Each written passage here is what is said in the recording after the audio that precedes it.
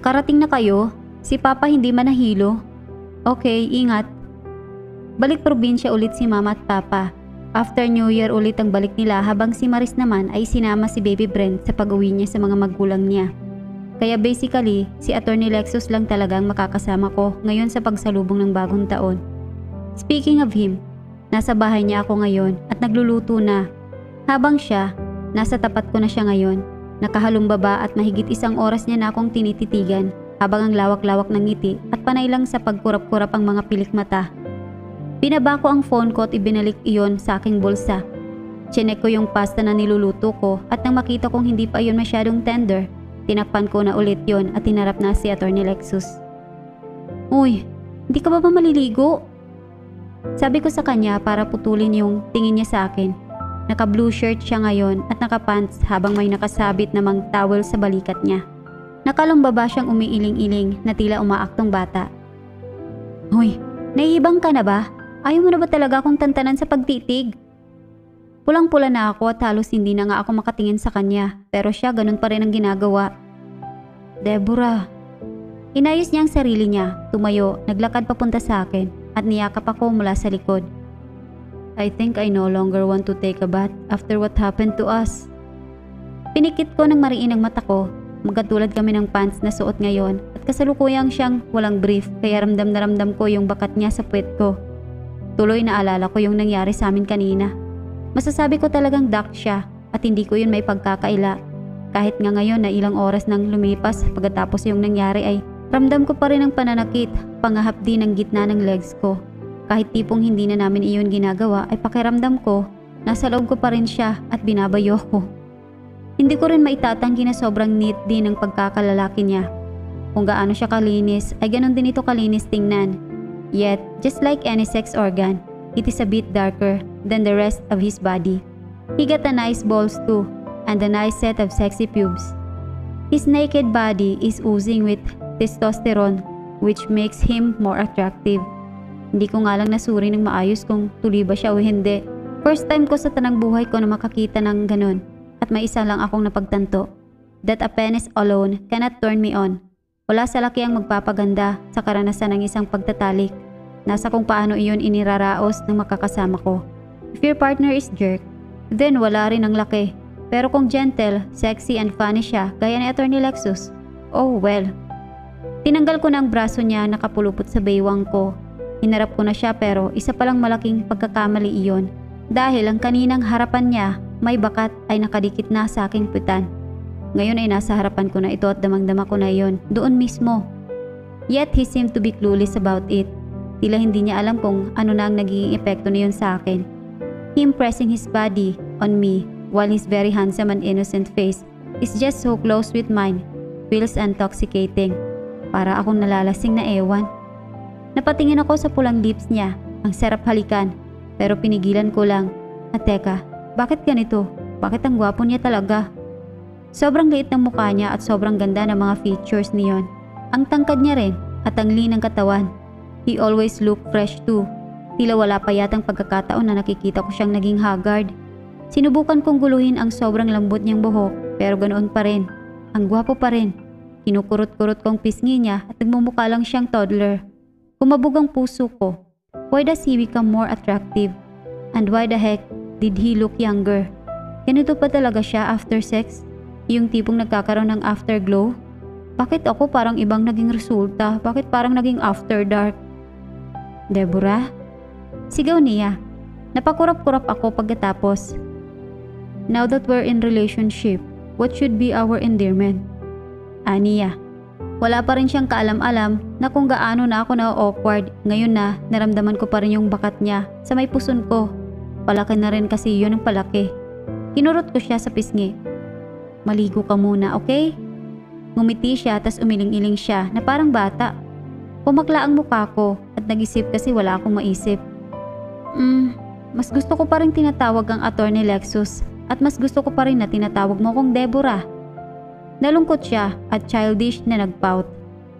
Bakit ba? Ano ba kasing naisip mo? Tanong ko sa kanya. Pinaatras ko siya kasi ang awkward-awkward na talaga ng bakat niya. Habang mas tumatagal, bukod sa lumalaki ay mas tumitigas na rin iyon. Ko, sagot niya. Bumalik ulit ang ngiti sa mukha niya. Pinaling ko ng sadya ang ulo ko kasi sumakit na talaga ang leeg ko kakatitig sa kanya. Ang tangkad niya kasi talaga. Ko? Ano yun? Ko as in kulangot? Ay, Deborah, what an unhygienic woman. Lumayo siya sa akin. You are cooking but you are talking about boogers? Nice. Natuwa naman ako kasi dahil doon ay sa wakas ay umalis na siya para maligo.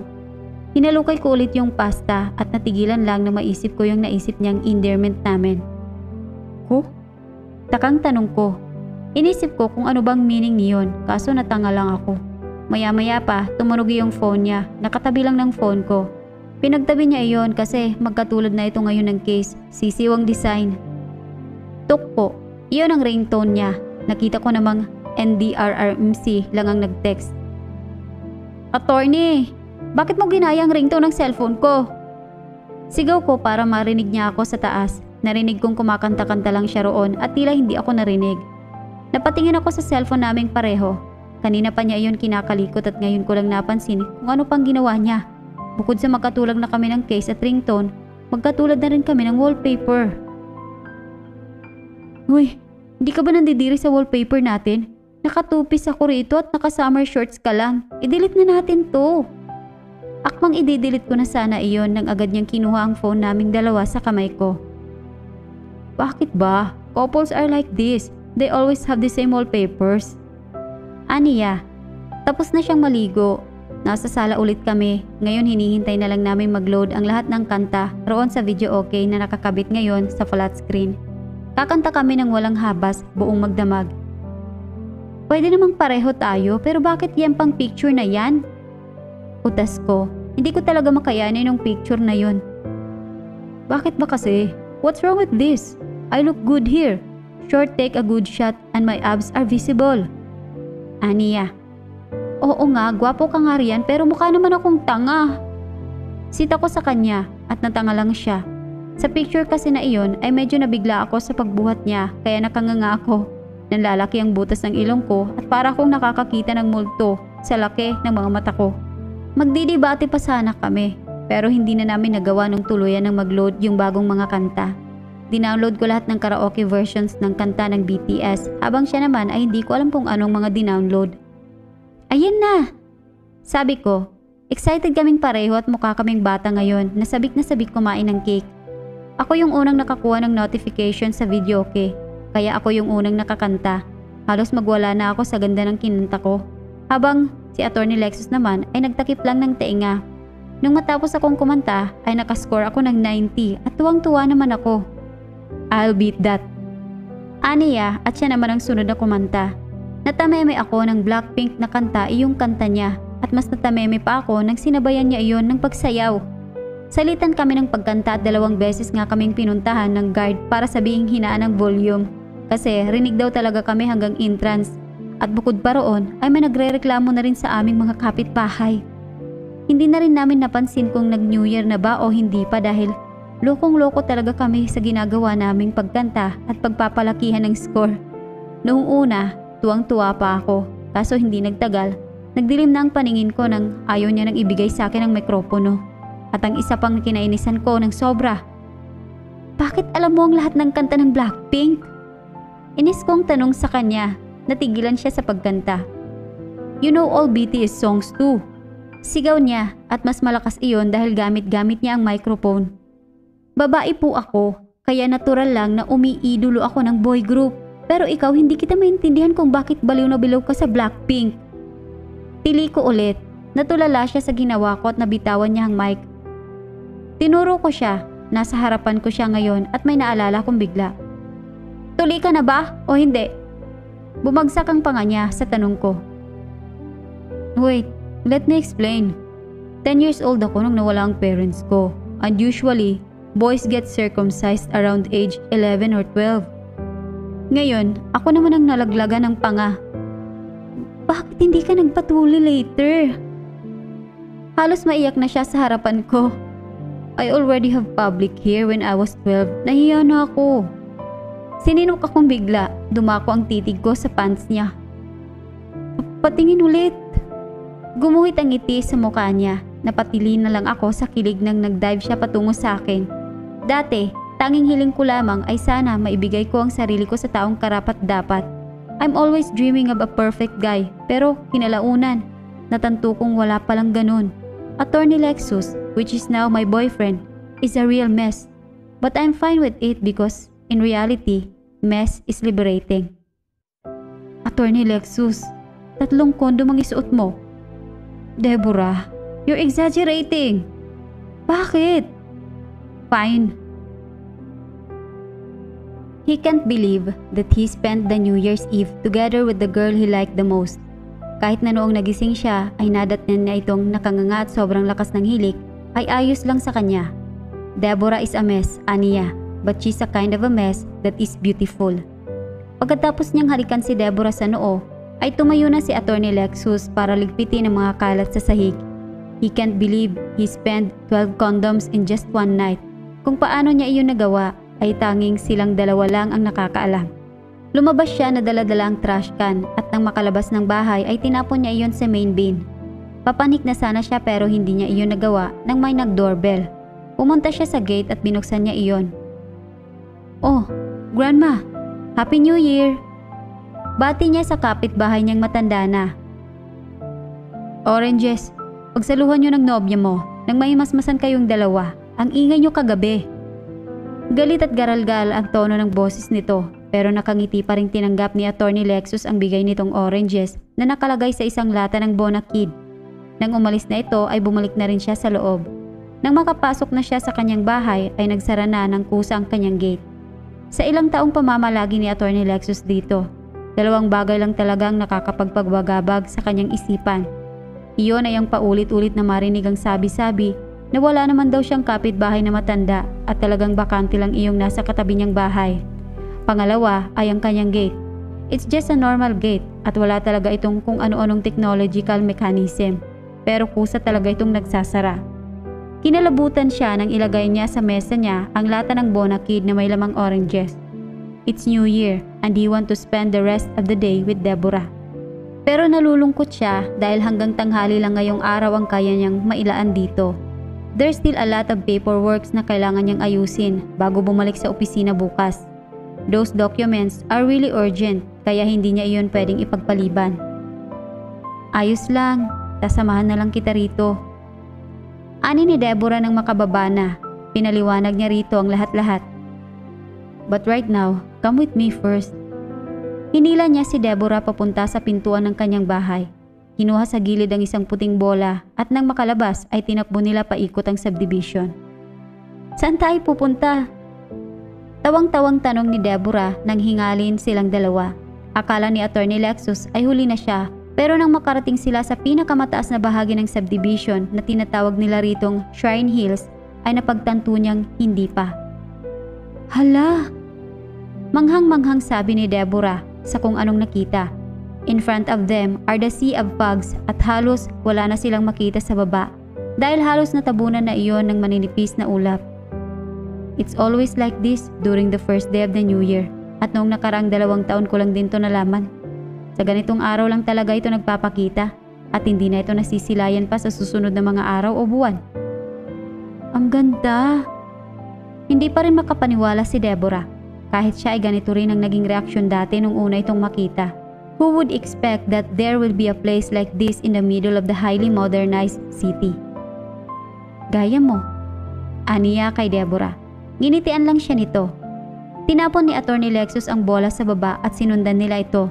He's gonna teach Deborah his favorite sport, football. Ganito ba? Tanong ni Deborah. Nasa gitna na ito ng field habang siya naman nakapwesto na sa tapat ng net as a goalkeeper. Yes, and just hit the ball towards me. Okay. Hinintay ni Attorney Lexus ang pagtira nito at nalaglag nga ang panga niya nang sobrang naging lakas ng pagsipa ni Deborah sa bola na naging dahilan upang makagoal ito. Yay! Maybe you're just excited that's why you did it. Aniya rito at binalik niya na rito ang bola. Sisipain ko na! Sigaw ni Deborah. Tumango siya. He's ready. Napasigaw si Deborah. Sobrang lakas ng naging pagsipa nito sa bola na naging dahilan upang mangudngud siya sa lupa nang tangkain niyang saluin ang bola nito. Deborah made a goal again. Yes! Sumayaw pa ito ng kanta ng BTS. Are you a horse in your previous life? Tura ni Attorney Lexus rito sabay balik ng bola. Sobrang lakas kasi talaga ng sipa ni Deborah. Sisipain ko na ulit! Sigaw ni Deborah nang makuha na ang bola. Tumango siya. He's set. Napasigaw si Deborah sabay sipa ng bola. This is it, ani Attorney Lexus nang makita niyang patungo na sa direksyon niya ang bola. It's fast and burning pero kampante niyang masasalo niya ito. Iyon nga lang. Oh my God! Attorney Lexus! Deborah, you have a boyfriend which is a lawyer. Are you really fine with it? Seryoso niyang tanong rito. Nakauwi na sila sa bahay niya at magkatapat na silang nakaupo sa desk niya ngayon. Habang dinadampian ng ice bag ang natamo niyang kaunting black eye sa pagpo-football nila kanina. Deborah just continued doing it at sinagot din naman ito ang tanong niya. Marami akong kinakatakutan at marami akong pangamba pero anong magagawa ko? Gusto ko ito. Anito. Napangiti siya. A brave girl indeed. Do you have your evidence to support your statement? Tanong niya rito as a lawyer. Huh? Inilagay ni Deborah ang hintuturo sa sariling pisngi at nag-isip. Basta gusto kita. Tinitigan siya nito sa mga mata niya. Kahit boyfriend na kita ngayon, lumalakas pa rin ang tibok ng puso ko kapag nakakausap kita ng ganito. Gusto ko rin kasama lang kita palagi kahit malabo. Gusto kong niyayakap mo ko, hinahalikan, iniinis. Gusto ko laging makita ang mukha mo at ang ngiti mo, ang iba't ibang facial expression mo. Inayos nito ang buhok niya. Gusto kita at ang hirap lang ipaliwanag pero talagang gustong gusto kita. Gustong gusto. Dagdag nito. Nagpigil ng ngiti si Attorney Lexus. Up to what extent? Nang alin? Nang pagkagusto. Gago ka ba? Pagmumura ni Deborah. Sa tingin mo sasagutin kita kung hindi kita mahal? Ice your mouth. Sita niya rito pero sa totoo ay kilig na siya. Ako ba? Hanggang saan mo na ako gusto?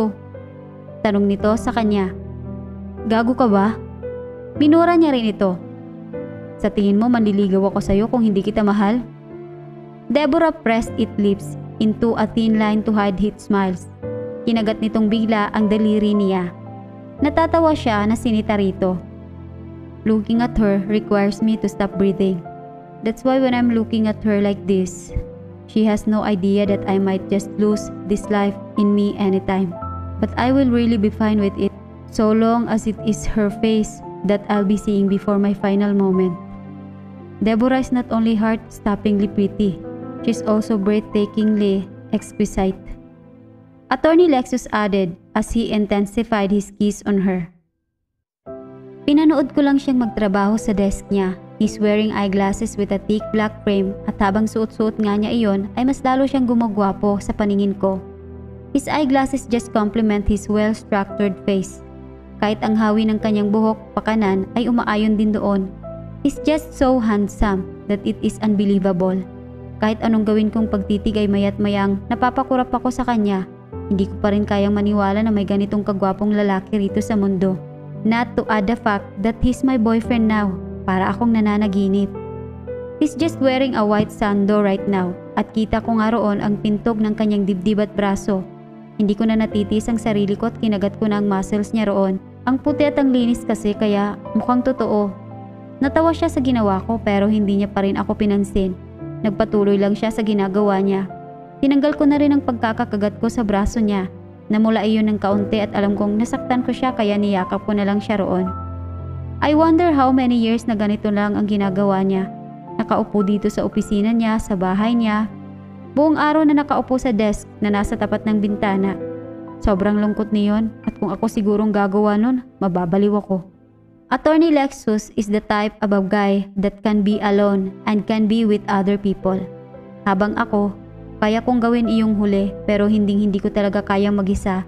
Kaya dahil doon, mas naging crush ko pa siya. Darating ba ang araw na hindi ka na magiging lawyer? Tanong ko sa kanya habang nakayakap lang sa braso niya at nakatingin sa labas. Habang siya naman ay ganoon pa rin, may binabasa at inaayos pa rin mga documents. Baka siguro pag nag-retire ako, maging writer ako. Aniya, hindi ko mapigilang mapangiti. Hindi lang siya mahilig magbasa, mahilig din siya magsulat. Kaya niya siguro ako nababaliw palagi dahil magaling siya sa mga salita. Ano naman ang isusulat mo? Tanong ko sa kanya. About how I found my first love at 28. Ha?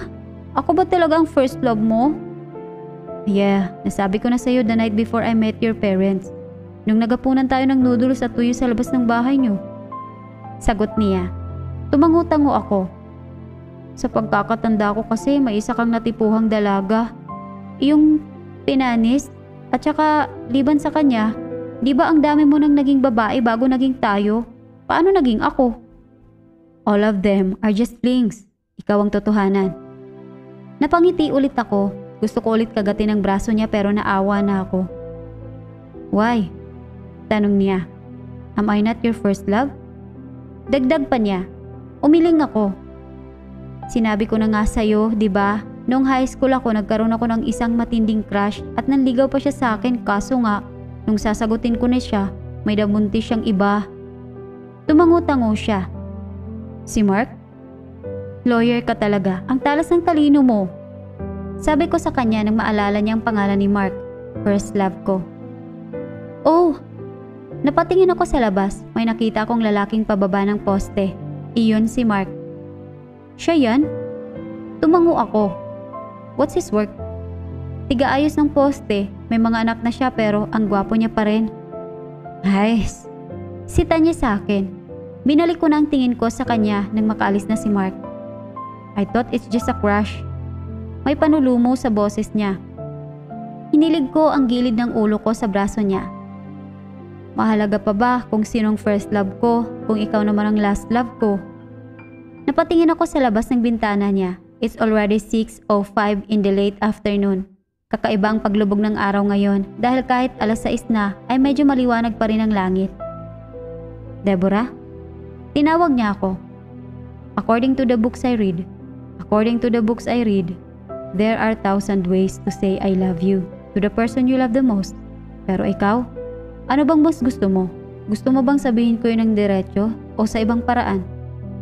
Gusto ko, huwag mo nang sabihin. Sabi ko sa kanya. Gusto kong iparamdam mo sa akin kasi ganun ang gagawin ko lagi. Natawa siya. Why don't you become a writer instead? Mas gusto kong maging parte ng mga kwento kaysa magsulat ng kwento. Sabi ko ulit sa kanya. Wow! Namangha siya sa sinabi ko. My Deborah's so good at words. Ginulo niya ang buhok ko. Magtrabaho ka na nga dyan. Sita ko sa kanya nang mawala na yung atensyon niya sa ginagawa niya at napunta na lang sa akin. Pero ang nakakatawa lang, kinukulit ko na naman siya nang magseryoso na siya ulit. Attorney Lexus, yung kaibigan mo sa Professional Boys Club, yung writer, sino nga ulit yun? That loner Cynex James Abbott? May girlfriend na ba siya? Bigla niya akong inalis sa braso niya, kamuntikan pa akong mangudngud sa flooring niya. You should be careful in admiring writers. They are all bit lunatic. Sinerko niya yung daliri niya sa gilid ng tainga. Selos ka? Natatawa kong tanong. Hindi Go date him. Both of you are lunatic anyway. Sinakal ko na naman siya. Isang araw pa lang kaming magkasintahan ni Attorney Lexus Park pero hindi ko alam kung magtatagal ba talaga kami. We have so many differences that causes us to fight from time to time. Pero ewan ko rin ba dahil iyon din yata ang mas nagpapatibay sa amin. Kung masyado siguro kaming magkatulad, hindi siguro namin magugustuhan ng isa't isa. Hindi pa rin siya tapos by 7 p.m. kaya nagdesisyon na lang akong paglutuan siya ng mga leftovers kagabi. Naglitsyon paksiw ako at nagluto rin ng noodles na beef ang flavor. Nagtimpla rin ako ng Milo at nang matapos ay dinala ko na iyon sa office niya, dito sa bahay niya. Nginitian niya ako nang makapasok ako roon. Kain ka na, sabi ko. Eat with me. Iyaya niya sa akin at kumain na nga kaming dalawa. Nagtatrabaho pa rin siya noong kumakain siya kaya nag-volunteer na lang akong subuan siya. Pumayag naman siya at tawang-tawa nga ako nung ginawa ko yun. Para akong nagpapakain ng toddler. Nang matapos ko siyang pakainin, lumabas na ulit ako roon at hinugasan ko na yung pinagkainan namin. Hindi ko na muna siya inestorbo kaya nagbasa na lang ako ng mga libro sa sala niya. Nang hindi ko na namamalayan na malapit ko nang matapos na basahin ang librong hawak ko, agad akong napatingin sa orasan at nagitla nga ako nang lagpas 11:00 na pala ng gabi. Pumanhik ulit ako sa taas para i-check siya pero may ginagawa pa rin siya. Sinara ko ang pinto at bumalik ulit para tapusin yung binabasa kong libro. Saktong natapos ko siyang basahin. Hindi ko naman namalayang naidlip na pala ako sa sofa. Maya-maya pa, naramdaman kong may bumuhat sa akin pero hindi ko magawang magising dahil sa sobrang pagkaantok ko. It must be Attorney Lexus Park. Binuksan ko ang mga mata ko ng kaunti at siya nga. Inakyat niya nga ako sa hagdan habang buhat-buhat ako nang makarating kami sa kwarto niya. Ihiniga niya ako sa walang kasing laki at walang kasing lambot na kama. Deborah, I have to apologize in advance. Narinig kong sabi niya sa akin habang kalahating gising at kalahating tulog ako. Your boyfriend is a lawyer and he is a very busy person. He will be having less time for you. But it doesn't mean that he doesn't love you. He loves you very much. So please be patient and tolerant on the nights he can't come to you, on the days that he can't entertain you. But again, don't ever forget that he loves you very much. Attorney Lexus Park? Tinawag ko siya kahit antok na antok pa ako. Your girlfriend is a bit lunatic and she is a crazy person. Narinig ko siyang tumawa sa sinabi ko. She will be irritating you from time to time. She will be shouting at nagging the hell out of you, but it doesn't mean that she doesn't love you. She loves you so much, so please be patient and tolerant on the days that she acts like she's already losing her sanity. But again, don't ever forget that she loves you very much. I will never forget that, Deborah. My Deborah ko. Aniya at hinalikan niya ako sa labi ko, dahilan upang mabalik ulit ako sa dreamland kung saan sinagip ko siya mula sa isang giant tuko.